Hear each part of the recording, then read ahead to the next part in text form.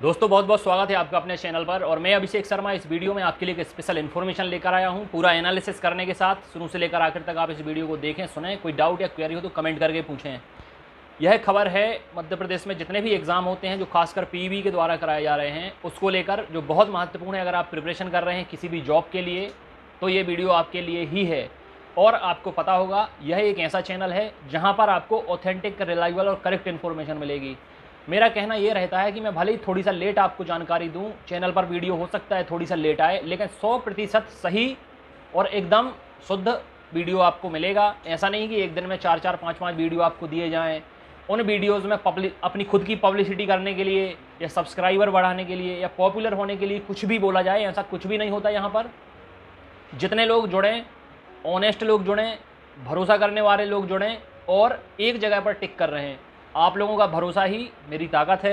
पिछले कुछ सालों से हम लगातार एक दूसरे के संपर्क में हैं। मैं सिर्फ ना चैनल के माध्यम से या वीडियो के माध्यम से संपर्क में रहता हूं, बल्कि मैं अपना नंबर देकर रखता हूं कि आपको कभी भी कोई दिक्कत परेशानी हो, आप डायरेक्ट व्हाट्सअप मैसेज कर सकते हैं, कॉल करके पूछ सकते हैं।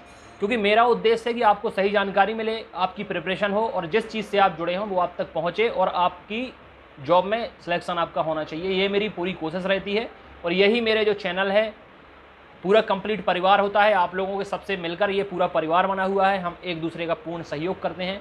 आप लोग बहुत अच्छे कमेंट करते हैं, वीडियो को लाइक करते हैं, शेयर भी करते हैं। बहुत सारे लोग मध्य प्रदेश के हर दिन जुड़ते हैं, व्हाट्सएप ग्रुप से जुड़ते हैं, चैनल से जुड़ते हैं।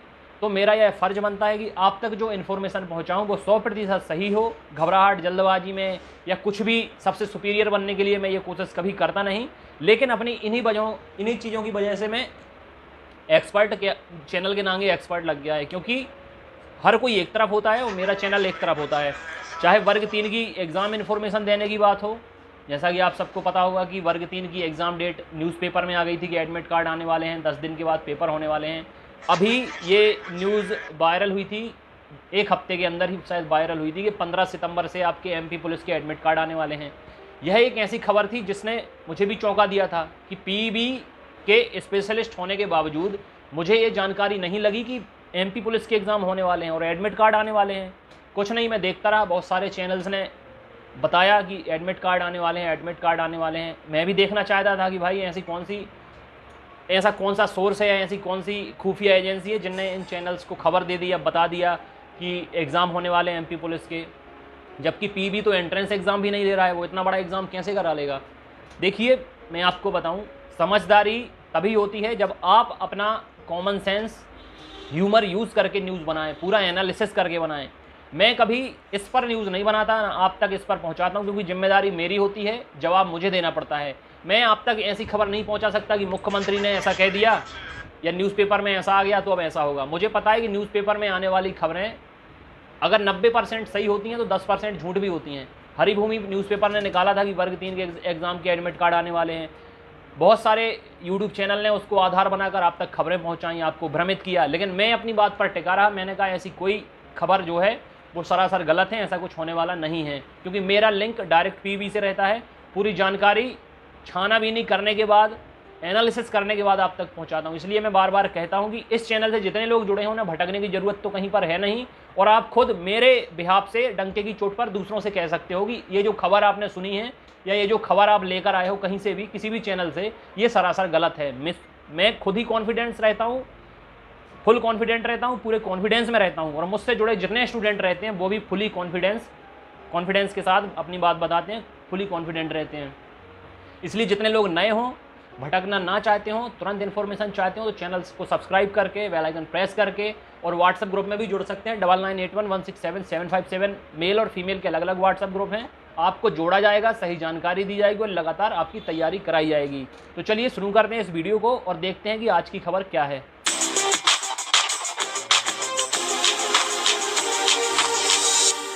तो आज की जो खबर आई है वो मैं आपको सुना देता हूं पढ़कर कि ये क्या खबर आई है और ये कितनी सत्य है, कितनी असत्य है। क्योंकि पेपर की मैंने जैसा कि आपको बताया कि हर खबर सही नहीं होती। पेपर वालों को तो कुछ ना कुछ देना ही है, कोई ना कोई खबर देनी है। पेपर का एक भी पेज खाली नहीं रहेगा, ये बात आप लोग जानते हैं।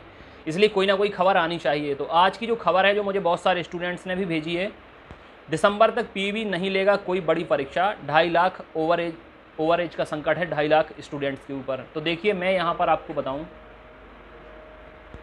अभी 4 या 5 एंट्रेंस एग्ज़ाम होने हैं मध्य प्रदेश में जो पेंडिंग पड़े हैं, पीईबी के द्वारा अभी लिए नहीं गए हैं। तो पहली चीज़ तो ये है कि एंट्रेंस, मैंने अपने पिछले वीडियो में भी बताया था कि एमपी पुलिस का एग्ज़ाम डायरेक्ट नहीं होगा, अचानक कोई बड़ा एग्ज़ाम नहीं होता है। पहले छोटे छोटे एग्ज़ाम कराकर पीईबी चेक करेगी कि सब कुछ सही से हो रहा है कि नहीं हो रहा है, जो कॉलेजेस की लैब हैं वो प्रॉपर काम कर रही हैं कि नहीं कर रही हैं। और इसके साथ साथ अभी कोई बड़ा एग्ज़ाम एमपी में ऑनलाइन हुआ नहीं है पिछले कई सालों से।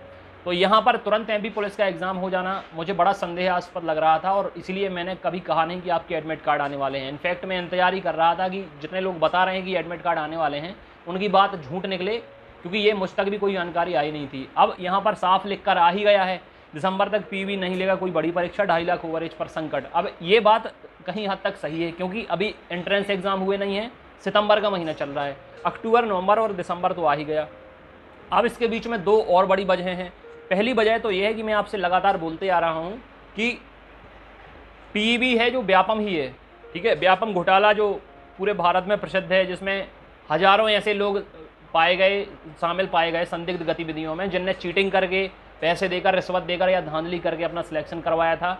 उस पर इतना केस चला, बहुत सारे मर्डर भी हुए, बहुत सारी सुसाइड भी हुई, बहुत सारे लोगों को सज़ा भी हुई। तो ये व्यापम ही है जो अब पीईबी के नाम पे एग्ज़ाम कराता है। तो और देखिए, चोर अपना नाम भले ही बदल ले, मान लो अभी वो किसी जुर्म में पकड़ा था, उसका नाम था राधे श्याम नाम था, या घनश्याम नाम था, ठीक है, या राजेश नाम था, या पप्पू नाम था, कुछ भी नाम था। अब अगर क्राइम करने के बाद उसे सज़ा मिल गई, वो सज़ा काट के बाहर आ गया, अब अगर उसने अपना नाम बदल लिया है तो क्रिमिनल तो वही रहेगा कि बदल जाएगा। पीईबी ने नाम बदल लिया है, व्यापम से पीईबी हो गई है। लेकिन जब से मैं एनालिसिस कर रहा हूँ अपने चैनल पर, तब से मैंने कई ऐसे एग्ज़ाम हैं जिनमें पीईबी में धांधली पाई गई है, और इस पर बहुत बार आक्रोशित हुए हैं स्टूडेंट, बहुत बार आंदोलन हुए हैं, घोटाले हुए हैं। तो सरकार के द्वारा क्या कहा जाता है, ताकि छवि खराब ना हो, हाँ हमने जांच एजेंसी बैठा दी है, जांच चल रही है, जो भी दोषी पाया जाएगा उसको सज़ा दी जाएगी। अच्छा, सबसे पहले जो मेरे द्वारा पकड़ी गई चीज़ थी, या मैंने जिस पर फोकस डाला था, ग्रुप 4 का एग्ज़ाम हुआ था 2018 में, ठीक है। तब कुछ ऐसे स्टूडेंट ने टॉप किया था जिनने पटवारी 2017 पटवारी एग्ज़ाम में जो लोग 40-45 नंबर ला पाए थे, उनने मध्य प्रदेश टॉप किया था ग्रुप 4 के एग्ज़ाम में। 90 से ऊपर नंबर आए थे, जिनके 40-45 नंबर आए थे पटवारी के एग्ज़ाम में, ठीक है। तो वहाँ से पकड़ में आई थी चीज़ें, पता चला था कि हाँ पीईबी में गड़बड़ियाँ होती हैं, घोटाला होता है, धांधली होती है। फिर वर्ग 1 और वर्ग 2 में जो मॉडल आंसर सीट डली, उसमें भी सामने दिखा कि इसमें भी गड़बड़ी पाई गई है। पेपर लीक का मामला, वो पेपर कई बार लीक हुआ है। और अभी ये 3 से 4 जो एग्ज़ाम कैंसिल किए गए हैं, इन्हें भी आप लोग देख सकते हैं कि इन्हें तो पूरा कैंसिल ही कर दिया है, ठीक है। इनकी नई एग्ज़ाम डेट आप देख सकते हैं, जनवरी, फरवरी, मार्च में दिख रही है। तो पीईबी गड़बड़ियाँ करता है। अभी ये जो डिले हो रहा है, इसीलिए भी हो रहा है क्योंकि यहाँ पर जाँच एजेंसी बिठाई गई है, इसकी जांच चल रही है। जिस एजेंसी ने एग्ज़ाम कराया था, क्या गड़बड़ी है, क्या गड़बड़, जब तक वो अपनी रिपोर्ट नहीं दे देंगे तब तक वो नया एग्ज़ाम करा नहीं सकते।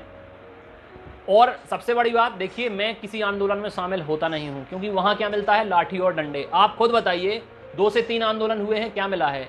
लोग सिर्फ और सिर्फ क्रेडिट लेने जाते हैं। मैं 1-2 आंदोलन में शामिल हुआ भी, लेकिन मुझे वहाँ पर जो चीज़ें देखने को मिली कि आंदोलन में लोग क्यों आते हैं, खासकर जो लीडर होते हैं, जो लीड करते हैं, उनमें से सभी को नहीं कह रहा मैं, उनमें से अधिकांश ऐसे लोग होते हैं जो अपनी पर्सनल पॉपुलैरिटी के लिए आते हैं, पब्लिसिटी के लिए आते हैं, चैनल के सब्सक्राइबर बढ़ जाएं इसके लिए आते हैं, और अपना जो चेहरा है वो हाईलाइट हो जाए इसके लिए आते हैं। मैंने इंदौर में आंदोलन किया था, वहाँ से मुझे इसकी वास्तविकता पता चली कि जितने ज़्यादा बड़े चैनल होते हैं वो किस उद्देश्य से आंदोलन करते हैं, ठीक है। वो आपको पूरा विश्वास दिलाएंगे कि हम ही हैं जो हैं, करता धरता सब कुछ हम ही हैं, जबकि उन्हें ये भी पता नहीं होता कि एग्ज़ाम कब होगा, कब नहीं होगा।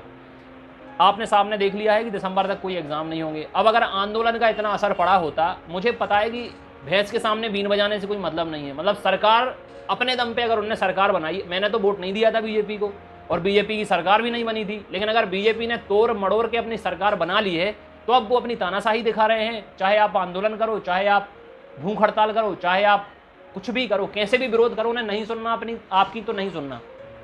और सबसे बड़ी वजह सामने भी है जो उनके हिसाब से सही है। बाकी सब कुछ होता है प्रदेश में, और अन्य राज्यों में भी सब एग्ज़ाम हो रहे हैं, हर तरीके से एग्ज़ाम कराए जा रहे हैं, सारी गतिविधियां शुरू हो गई हैं। अब कोई बंदिश नहीं है, कोई पाबंदी नहीं है, लेकिन सरकार का अभी भी कहना है कि भाई तीसरी लहर आ सकती है, खतरा बरकरार है। तो मैं जितने लोग आंदोलन करने जाते हैं, वैसे तो हमारे मित्र ही हैं सभी, लेकिन वो एक अलग डायरेक्शन में चले जाते हैं। मैं कहता हूं कि मुद्दे की बात करो। आप लोग सिर्फ मुंह उठाकर चले जाते हो, चिल्लाते हो एग्ज़ाम कराओ, एग्ज़ाम कराओ, एग्ज़ाम कराओ। उस एग्ज़ाम कराओगे, पहले एक शब्द और जोड़ दीजिए आप लोग कि ऑफलाइन एग्ज़ाम कराओ। अगर ऑफलाइन एग्ज़ाम के लिए आप बोलोगे तो ये बात एकदम 100% सिद्ध हो जाएगी कि मध्य प्रदेश सरकार ऑफलाइन एग्ज़ाम करा सकती है, क्योंकि अगर बाकी राज्यों की बात हम करते हैं तो वहाँ ऑफलाइन एग्ज़ाम ही कराए जा रहे हैं।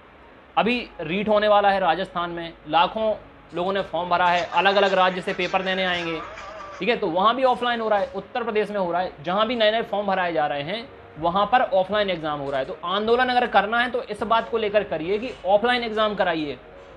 धांधली घोटाला पीईबी कराती है, पारदर्शिता पीईबी में नहीं है।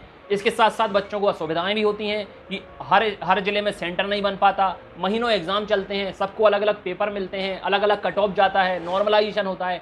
इन सारी झंझटों से स्टूडेंट को क्या मिलता है आप बताइए। इसके साथ साथ एक और जो इंतजार करना पड़ता है, रिजल्ट का करना पड़ता है। महीनों जब पेपर चलते हैं 3 से 4 महीने बाद रिजल्ट आता है। एमपीपीएससी का देख लीजिए, ऑफलाइन एग्जाम कराते हैं, लाखों स्टूडेंट फॉर्म भरते हैं, हर जिले में सेंटर होता है, पूरी पारदर्शिता होती है, 1 महीने में रिजल्ट आ जाता है। ये भी मध्य प्रदेश में ही होता है। तो मध्य प्रदेश के और एग्जाम क्यों नहीं कराए जा सकते? माना कि ऑनलाइन का जमाना चल रहा है, हर चीज़ है, लेकिन अगर दिक्कतें परेशानी अभी चल रही है कोविड-19 को लेकर, तो जैसा पहले के ज़माने में होते थे, वर्ग एमपी टेट के एग्ज़ाम भी ऑफलाइन हुए हैं, एमपी पुलिस के एग्ज़ाम भी ऑफलाइन हुए हैं, तो भाई ऑफलाइन एग्ज़ाम कराने के लिए आंदोलन करो ना। सरकार को बताओ ना कि आप याददाश्त आपकी चली गई है क्या कि एमपीपीएससी भी ऑफलाइन एग्ज़ाम करा रही है। पहले के ज़माने मध्य प्रदेश में भी ऑफलाइन एग्ज़ाम होते थे, तो अभी अगर ऑनलाइन नहीं करा पा रहे हो, इतने सारे विभाग में पद खाली हैं, इतने सारे फॉर्म आपने भराए हैं, पेंडिंग है, सालों ओवरेज हो रहे हैं बच्चे, तो अगर आंदोलन करना है तो इस बात के लिए कीजिए, उठापटक कीजिए कि भाई ऑफलाइन एग्ज़ाम आप लोग करा लो, 1 दिन में हो जाएगा, स्टूडेंट को सुविधा होगी, हर जगह पर सेंटर बनेगा, रिजल्ट तुरंत आ जाएगा, सबको एक पेपर मिलेगा, नॉर्मलाइजेशन का नाटक नहीं होगा जिसकी आड़ में धांधली होती है, घोटाले होते हैं। तो ये कोई मुद्दे की बात होती है। लेकिन अब चूंकि अगर अपनी पब्लिसिटी करने जाना है, लोगों को बेवकूफ़ बनाना है, अपना पर्सनल स्वार्थ देखना है, सब्सक्राइबर बढ़वाने हैं, राजनीति ज्वाइन करना है, चुनाव लड़ना है, तो फिर बनते रहिए भाई बेवकूफ़। मैं क्या कह सकता हूँ। मैं इसीलिए इन्वॉल्व नहीं होता इन सारी चीज़ों में, क्योंकि इनका भी कोई सेंस नहीं है। और अगर पिटना है तो आप शौक से जाइए, लाठी डंडे पड़ेंगे, सरकार को तो सुनना नहीं है। अगर आंदोलन का जरा भी फर्क पड़ा होता तो कोई एक एग्जाम हो जाता, चाहे एमपी टेट वर्ग 3 का हो जाता या एमपी पुलिस का हो जाता, लेकिन सरकार को अभी कराना नहीं है। सरकार, मैंने पिछले वीडियो में बताया था, डिले इसलिए कर रही है क्योंकि 2023 में इलेक्शन भी होना है। लेकिन मैं ये बात आपसे बार बार कर रहा हूँ, कह भी रहा हूँ कि मौका मत चूक जाना। अभी एग्ज़ाम हो रहे हों या ना हो रहे हों, लेकिन अगर यहाँ पर लिखा है कि दिसंबर तक, हो सकता है इसी बीच अगर एमपी पुलिस में भर्तियों की बहुत अधिक आवश्यकता पड़ गई, ज़रूरत, अगर पुलिस का स्टाफ जो है वो ऑलरेडी कम है, पद खाली हैं, सालों से भर्ती नहीं हो रही है, तो हो सकता है कि जो मध्य प्रदेश पुलिस का विभाग है वो हो सकता है आपका ऑफलाइन एग्ज़ाम कंडक्ट करा दे। तो तैयारी आपको जारी रखनी है, बंद नहीं करनी है, क्योंकि जैसे ही आपने लापरवाही करना शुरू कर दी, हो सकता है अचानक से एग्ज़ाम डेट आपकी आ जाए ऑफलाइन एग्ज़ाम की। क्योंकि पुलिस विभाग के दिमाग में ये चल रहा है, कई सालों से मैं देख रहा हूँ कि भर्ती पीवी नहीं करा पा रही है, पुलिस की सख्त ज़रूरत है, बिना पुलिस के काम चलेगा नहीं। इसलिए पुलिस विभाग भी ये सोच रहा है कि हम ऑफलाइन एग्ज़ाम कराएं और हम ही कराएं, हर जिले में सेंटर हो, तो पुलिस अपना एग्ज़ाम ले सकता है। और लेने की एक वजह ये भी है क्योंकि पहले रिटन होता है, फिर फिजिकल होता है, और अगर दिसंबर में रिटन होगा तो फिजिकल कब होगा? सर्दियों में ही फिजिकल होता है, गर्मियों में भरी दोपहर में कोई दौड़ाएगा नहीं, कोई जंप नहीं कराएगा, बरसात में बारिश होती है, ग्राउंड खराब होते हैं, तो कुछ नहीं हो सकता। इसलिए पुलिस हो सकता है कि ऑफलाइन एग्ज़ाम कराएं। अगर ज़्यादा डिले होगा तो पुलिस खुद अपना ऑफलाइन एग्ज़ाम कराएगी। और इसके साथ साथ एमपी टेट वर्ग 3, अगर एमपी पुलिस अपना ऑफलाइन एग्ज़ाम करा लेती है, अगले 1 से 2 महीने के अंदर 1 दिन में एग्ज़ाम हो जाएगा, तो एमपी टेट वर्ग 3 का एग्ज़ाम, जो आपको एग्ज़ाम डेट दिख रही है दिसंबर, वो पीवी दिसंबर में ही ले लेगा। क्योंकि एमपी पुलिस का एग्ज़ाम, में भले ही बोल रहा हूँ कि एमपी पुलिस का एग्ज़ाम एमपी टेट वर्ग 3 के पहले होगा, लेकिन अगर पहले पुलिस विभाग अपना एग्ज़ाम करा लेगा तो फिर पीवी के लिए केवल एमपी टेट का एग्ज़ाम ही रह जाएगा कराना, जो जिसके लिए बहुत सारे लंबे टाइम से फॉर्म भी भरे गए हैं। तो पहले एमपी टेट वर्ग 3 होगा, फिर 2022 में आपका महाकुंभ होना है, क्योंकि 2023 में चुनाव है, तो सरकार की तो वैसे भी मजबूरी है ही है कि पहले से इतनी सारी वैकेंसीज अटकी पड़ी हैं, इलेक्शन होना है तो लालच तो देना ही है बच्चों को। समय सीमा बढ़ाई जा सकती है, उम्र भी बढ़ाई जा सकती है, लेकिन इस बात से आप लोग बेफिक्र रहें कि जितने लोगों ने फॉर्म भर दिया है, चाहे एमपी पुलिस का हो चाहे एमपी टेट का हो, अगर आपने फॉर्म भर दिया है तो आपको उम्र की चिंता करने की ज़रूरत नहीं है कि आपकी उम्र ओवरेज हो जाएगी या कुछ भी हो जाएगा, क्योंकि सरकार फॉर्म भरा चुकी है। जब फॉर्म भराए थे तब आप एलिजिबल थे। अब ये सरकार की गलती है कि एग्ज़ाम नहीं करा पा रही है, उम्र को बढ़ने से कोई रोक नहीं सकता, ठीक है। अब 2 साल एग्ज़ाम ना हो, 4 साल एग्ज़ाम ना हो, 5 साल एग्ज़ाम ना हो, ये सरकार का फॉल्ट है। तो आप लोग तैयारी करते रहें। मैं आपको एक मामला बता दूँ, यूपी में एक ऐसा ही केस था, 2003 या 4 में एग्ज़ाम हुआ था, फिर किसी वजह से हाई कोर्ट में बहुत सारी वैकेंसी अटक गई थी। अभी 2017 में उसका फिजिकल कराया गया, 2004 यानी 13 साल बाद उसका फिजिकल कराया गया उस जॉब का। मतलब अब तक कोई बैठा होगा क्या उस जॉब के लिए, या उस जॉब में जो एडमिट कार्ड वगैरह लगे थे, जो स्कोर कार्ड था, वो होगा क्या किसी के पास? लेकिन अब फिजिकल कराया तो कराया। अब वो लकी लोग हैं जिनने कर लिया होगा या जिनके पास सब कुछ होगा। इसलिए आप लोग इसकी चिंता ना करें, हमारे पास कोर्ट है, कोर्ट जाएंगे, ओवर एज की चिंता ना करें। और इसमें रिलैक्सेशन भी सरकार दे सकती है। ये जो 2 साल का कोविड-19 का टाइम गया है, कि मान लीजिए पहले 33 साल उम्र होती थी एमपी पुलिस में, तो अब 2 साल और बढ़ा दी जाएगी। या अदर किसी एग्जाम में जनरल की 35 होती थी तो 37 कर दी जाएगी। तैयारी आप लोग लगातार जारी रखें, क्योंकि 2022 में बहुत सारे ऐसे विभाग, 11 से 12 ऐसे विभाग हैं जिनमें वैकेंसी आएंगी, जिनमें भर्ती होगी, और 12 महीने होते हैं। और अभी 2 एग्ज़ाम पेंडिंग हैं, एमपी पुलिस का और इसके साथ साथ एमपी टेट वर्ग 3 का। 3-4 एग्ज़ाम आपके कैंसिल हो चुके हैं। मैं कह रहा हूँ कि कोई ऐसा महीना बाकी ना जाएगा जिसमें आपकी भर्ती परीक्षा ना होनी हो। और हो सकता है 1 महीने में अगर छोटा एग्जाम होगा तो 2 या 3 परीक्षाएं भी होंगी। लेकिन पीबी के ऊपर बहुत काम है। अभी ये जांच अगर सही कर देते हैं तो इन्हें अधिकार होगा एग्ज़ाम कराने का, या दूसरी कोई एजेंसी आएगी, टीसीएस आ सकती है। तैयारी आप लोग जारी रखें। अगर 12 विभाग में, मैं आपको ये बिल्कुल बहुत सॉलिड न्यूज़ बता रहा हूँ, बहुत सॉलिड जानकारी दे रहा हूँ, अगर 12-13 विभाग में भर्ती होती है तो कम से कम 5 से 6 ऐसे विभाग होंगे जिनमें सीपीसीटी सर्टिफिकेट पहले मंगाया जाएगा, उसके बाद आप फॉर्म भर पाओगे। इसलिए अभी आपके पास गोल्डन टाइम है। अगर आपको अभी सामने कोई एग्जाम होता नहीं दिख रहा जिसका आपने फॉर्म भरा है, जिसकी आप प्रिपरेशन कर रहे हैं, तो फटाफट आप सीपीसीटी कर लीजिए। सीपीसीटी हर दूसरे महीने हो रहा है। अभी अगस्त में हुआ है, अब सितंबर में फॉर्म भर रहे हैं, अक्टूबर में होगा, नवंबर में फॉर्म भरेंगे, दिसंबर में एग्जाम होगा। 2 महीने आपके पास हैं। मैं सीपीसीटी में आपका थ्योरी पेपर निकलवाने के लिए स्पेशलिस्ट हूँ। एमसीए मैंने किया है, मास्टर ऑफ कंप्यूटर एप्लीकेशन। जुड़कर फटाफट तैयारी कीजिए। आपके हाथ से कोई भी भर्ती परीक्षा ऐसी ना हो पाए, मिस हो जाए, जिसमें आप एलिजिबल ना हो। 12वीं पास लगता है सीपीसीटी में, और बहुत सारे ऐसे एग्जाम जिनमें 1 वर्ष का कंप्यूटर डिप्लोमा लगेगा प्लस सीपीसीटी लगेगा। अभी फॉर्म भर रहे हैं, 8 से 28 तक फॉर्म भरेंगे। प्रिपरेशन में लगातार जारी कराना, मतलब शुरू करा रहा हूँ तैयारी आपकी। अभी आप लोग जुड़ सकते हैं फटाफट। नया बैच में शुरू करने जा रहा हूँ, उसके बारे में जानकारी भी दे दूंगा। अगला वीडियो उसी पर आएगा। हाथ पर हाथ रखकर ना बैठें। ये जो टाइम निकलता जा रहा है, इसको बेवजह ना समझिए कि बेवजह निकल रहा है। ये टाइम, एक एक दिन आपके लिए कीमती है, ये समझ लीजिए। अभी आप इतना डीप में पढ़ सकते हैं कि कोई भी प्रश्न कहीं से भी आ जाए।